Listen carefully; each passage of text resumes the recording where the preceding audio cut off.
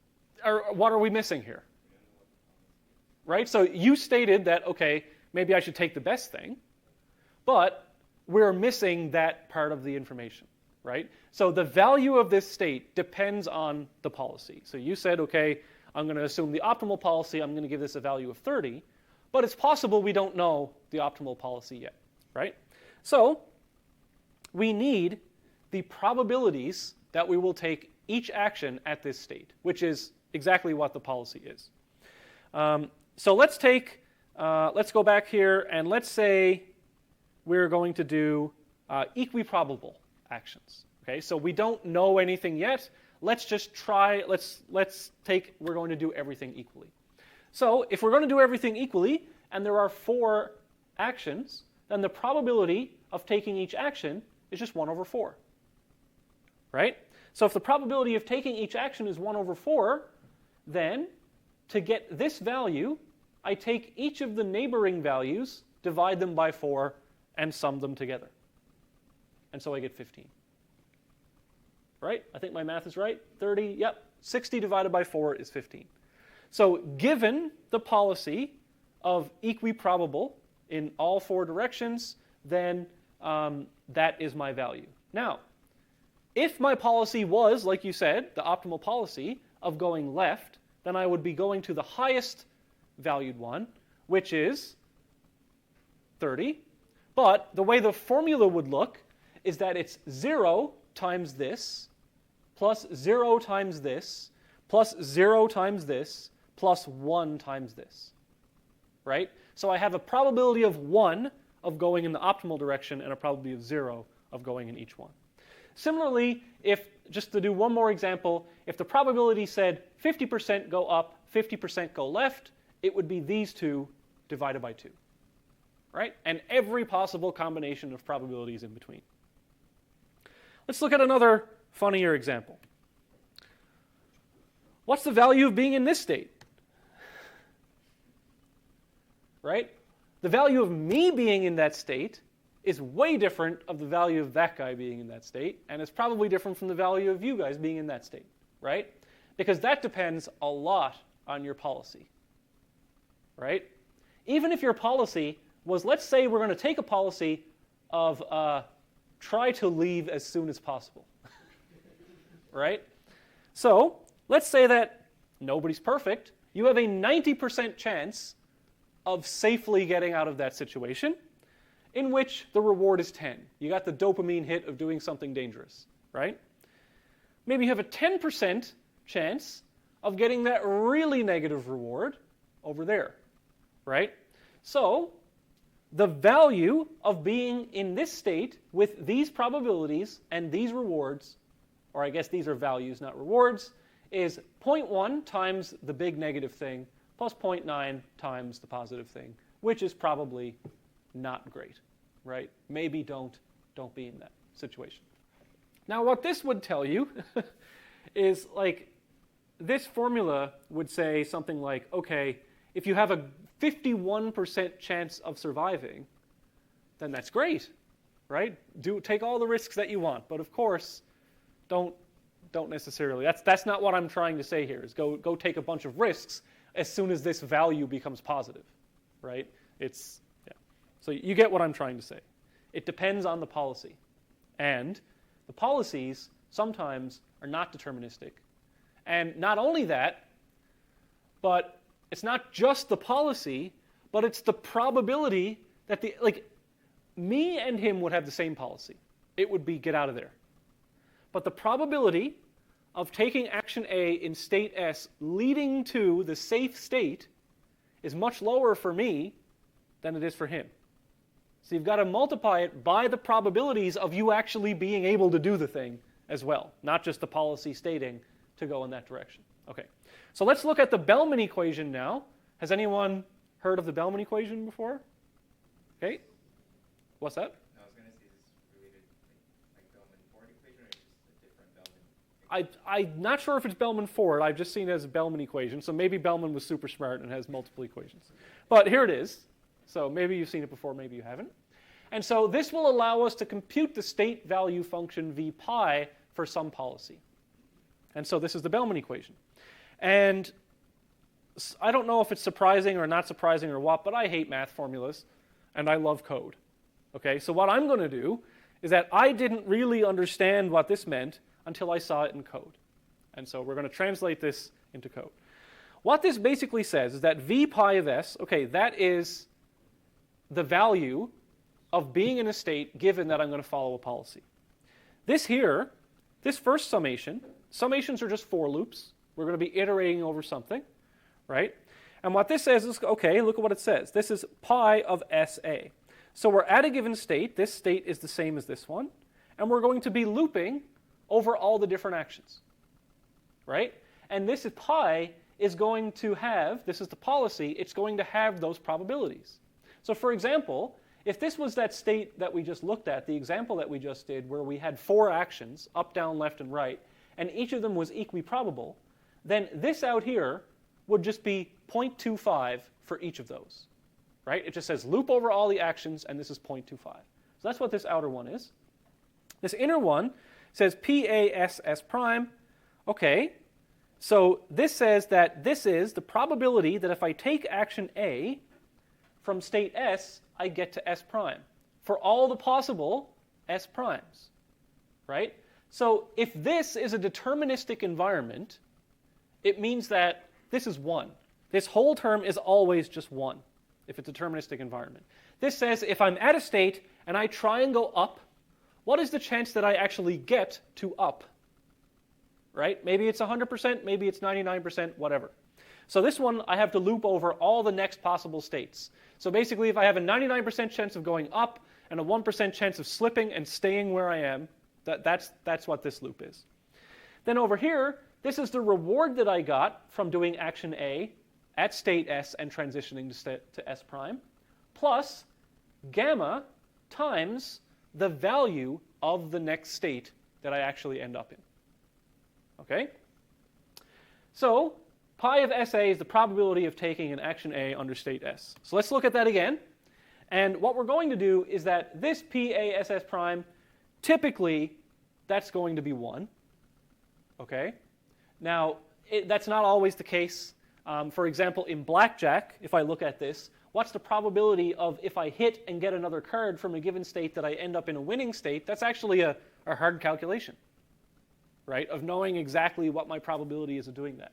So this, in a lot of problems that we're going to look at, is 1, or there's going to be situations or environments in which that is very hard to calculate, and so we can't really apply this, right? And that's why we need a perfect model of the environment to use the Bellman equation, because we have to be able to say for sure where we're going to end up. So if we remove that term, here is the deterministic version of this. And it just says, for each of my actions, what is the probability of taking that action? Multiply it by this value. And that's what we did in that last example, except I didn't have a reward in there. So to keep it easy, I just had a 0 reward. So instead of saying, look up, down, left, and right, multiply them all by a quarter and sum them up, I'm also going to get a reward from doing the action. But I just had them all as 0 there. So let's actually look at this in code now, rather than just a mathematical formula. So v pi of s, that's just going to be v of s. We're going to store that in an array, or a map, or whatever, or a neural net. P of sa, that's our policy, so we've got that stored in an array somewhere. Then for each state of the environment, this is an optional loop. That isn't actually up there. But if I want to do this for each state and look at all the neighbors, then that's that optional loop. So for this particular state that I'm in, I'm going to be summing things, right? This is a summation. So I'm going to be summing something, so I set it initially to 0. Then for each legal action A at state S, that's what this loops over right here. The probability is PR, that's my variable. That's the probability of choosing action A at state S. That's my policy, right? So my policy directly stores that, so I just look it up. Then R, I do action A at state S, and the environment gives me a reward. S prime, I'm going to apply action A at state S and see what the next state is. And then I just take this value of Vs and I add the probability, which is this term here, times R plus gamma times Vs prime, which is right here. It's easy. So it's so much easier for me to understand that in code than it is to look at all those summations and stuff. Okay, so what this does is it gives me the value of a state. But how do I know what to do? So how do I update my policy? I calculated that value given some policy. Maybe it's just equiprobable random to start, but now I've evaluated some things. And how do I update my policy? Well, just take the action S, take the action at S that has the highest value. So I'm at a state, I look at all the neighbors, and I say, like you said before, hey, 30 is the biggest, maybe I should go there. So on my next iteration, I'm going to go toward the 30. And so we just computed that. If we want to know the value of doing an action at a state S, just look up the value of the resulting V of S prime. So then the actual update, pi prime, which is the next policy on the next iteration of S, so that's what I should do at S, gets updated to be the maximum A of QS of A. So look at all the actions that I can do at a state, and that's the maximum action. So here's that in code. Now, there may be multiple maximums, right? And typically what we do, if two are tied, we set them to be half probability each. Okay? So that we always keep them as possibilities. So here's this update in code. And I know this is a little bit small, but I wanted to fit it all on one slide. So PSA, that's the probability of choosing action A at S. That is our policy. That's what we're going to be updating. Max A, I have two variables here. One is max A, one is max V. Max V is set to negative infinity because I'm going to be recording the maximum value, right? So that's where I'm going to store the maximum value. Max A is going to be an array that stores all of the actions that led to the maximum value. So if action 1 and action 3 led to the maximum value, this will eventually store 1 and 3. Okay? So for each legal action A at state S, I'm going to apply action A to state S to get the next state. And now I'm going to look at the value of that state. And so there's a couple of chances, there's a couple of cases here. When I'm making an array of all the maximums of things, I'm going to have this first case where I haven't gotten any maximums yet, right? So if the size of max A is 0, if I don't have any maximums yet, then all I have to do, I don't even need to check the value because I know it's a new maximum. So I'm going to push A into that array and just record the value because this is the very first thing that I've looked at. Okay. If, however, I do have some maximums already, then there are three possible cases. The three cases are, do I have the same value as the current maximum? Am I greater than the current maximum, or am I less than the current maximum, right? So here's the case where my next value is the same as the current maximum. If it's the same, then I just add this to the array. It's just another maximum, right? The other case is where I'm greater than the current maximum. If that's the case, then I want to clear all the current maximums because this is a new maximum. So I want it to be only this one. So I clear it, then I push it, then I record the new value. And the other case is when it's not a new maximum, so I don't need to do anything. I just skip over it. So at the end of this loop, max A will contain all of the actions that led me to the maximum value. So then all I have to do now is actually update P of SA. So if, for each action A at S, if A is in the maximum actions, right, if this is one of the actions, then the probability that I take that action is 1 divided by the number of maximum actions. So if there's only one maximum action, then I should take that action divided by 1 100% of the time. If there's 10 maximum actions, then I'm taking this with probability 10% because there's 10 of them. Otherwise, if it's not in the maximums, I don't want to do it at all, right? So I'm setting that equal to 0. Now, this does not factor in something, for example, like epsilon greedy, where I may be choosing some action at random with a probability. That does not factor in this. But you can put epsilon greedy into this by just having that as an extra condition, right? If I want to choose an action, then do that. All right, so we're just going to update the policy to have an equiprobable chance of selecting from all actions with the maximum value and 0 otherwise. And this is actually like code that you can copy and paste and modify to be JavaScript for assignment 5.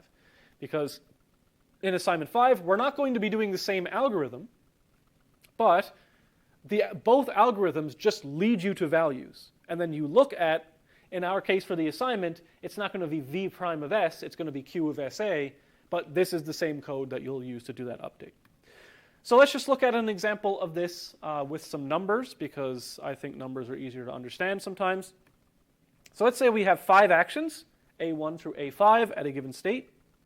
These are going to yield new states S1 through S5.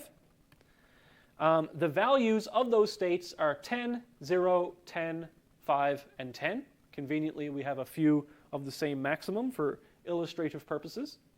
So then the actions that maximize the value are A1, A3, and A5, right?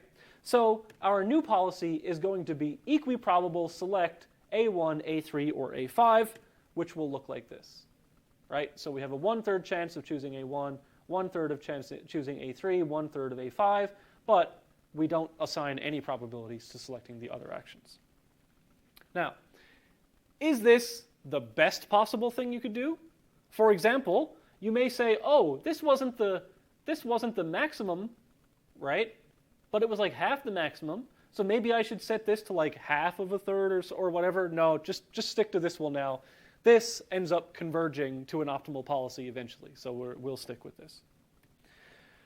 So this leads us to the next important concept, which is value and policy iteration. So obtaining an optimal policy involves these 2 steps repeated multiple times. Step 1, update the values based on some policy. So you have a current policy. You're going to do some number of steps, take some number of actions. You're going to update the values that you believe those actions have at those states. And then next, you'll update the policy to choose which actions lead us to the maximum values at those states. Okay? And so this is the diagram that we saw before. We have an agent, except I've added this now, right? So the agent has a current policy. The policy is here. We take an action based on that policy. It may not always be the same thing, because policies can be, they can have probabilities. That action is going to affect the environment. It's going to transition it to a new state with a reward. We are going to get that reward. We are going to get a new state, and then we were going to say, okay, now I update my values based on the reward that I got. If it was 0, now it's 100. Maybe I do something. Either I'm applying dynamic programming, or we're applying the bandit algorithm, or whatever. Now I've got new value estimates, and I'm going to update my policy to be equiprobable, greedy with respect to the maximum valued actions. And so I do that again, and again, and again, and again, and again. And if there are good actions, we will keep doing them. If there are bad actions, we will stop doing those and do the better ones. And in the next class, we will finally have like the complete picture, the whole algorithm of doing that. But the point of dynamic programming is that it's a super simple algorithm that relies on the values of the states of neighbors. But we do need to know everything about the environment. The probabilities of transitioning between states is very difficult to know in a lot of places. So we cannot, in practice, apply the Bellman equation to interesting problems directly. And the very end. Okay, so some possible exam questions. Action value versus state value. So QSA versus V, what's the difference? The Markov decision process, the definition of it, the different properties, those 5 elements, SA, P, R, gamma, the definition of all of those. A dynamic programming example calculation. So if I give you, it'll probably be one of those grid world ones where I say, okay, here's the values of the neighboring states, here's the reward, here's gamma, here's the policy, calculate the value of this state based on that. So you'll just apply the Bellman equation to calculate that. I might ask you for the Bellman equation. Policy updates. So that example that I did right here, this one right here, you should be able to do that. That's no problem. Some combination of the previous two, and that's, I think, pretty much it that we covered in this lecture.